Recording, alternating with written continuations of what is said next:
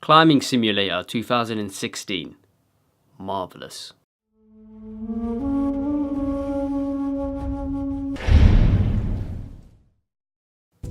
By now we know the positive points of Uncharted 4, and for this video I'm going to focus on the things that really piss me off about this game.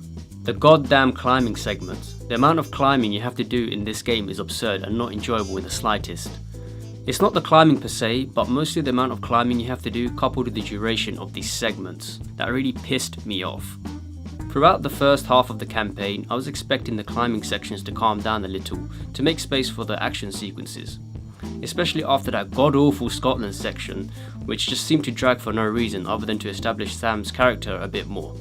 Upon going past the halfway mark and realising that the climbing sections were not going to take a back seat in favour of the action, I really ended up hating the rest of the campaign because of it. Uncharted used to have a perfect balance of all the different components that make the game what it is, which are story/cutscenes, combat, set pieces, puzzles, exploration, and platforming, which also falls under climbing.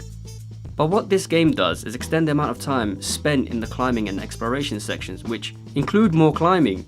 The exploration parts are a nice change, now that they have opened it up a bit more. But aside from, oh, this looks really pretty, and oh, there's a nice bit of treasure here, mostly for trophy purposes, it's pretty damn flat.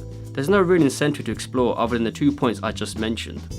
It would have helped if Drake could have some attributes that you could upgrade. For example, in order to increase Drake's melee strength, you would have to find specific upgrade items littered around the game. Something along those lines would have been great.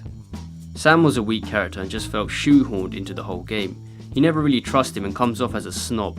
Nadine was pretty much useless, which sucked because the game established that she's a force to be reckoned with when she sends you flying out of a building, and not to mention taking on the Drakes together in that semi-boss battle. Was kinda hoping for an epic showdown, but instead she just leaves you and Rafe to have a sword fight, which was also disappointing as it was just a series of QTEs essentially.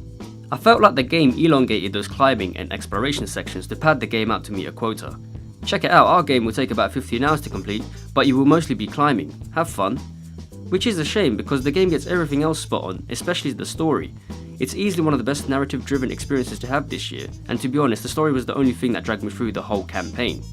Well, that and the combat sections, which were vastly improved and allowed for many ways to engage enemies, but these were few and far between. I don't hate the game per se, I just hate how the game handled the whole slow paced climbing and exploration sections.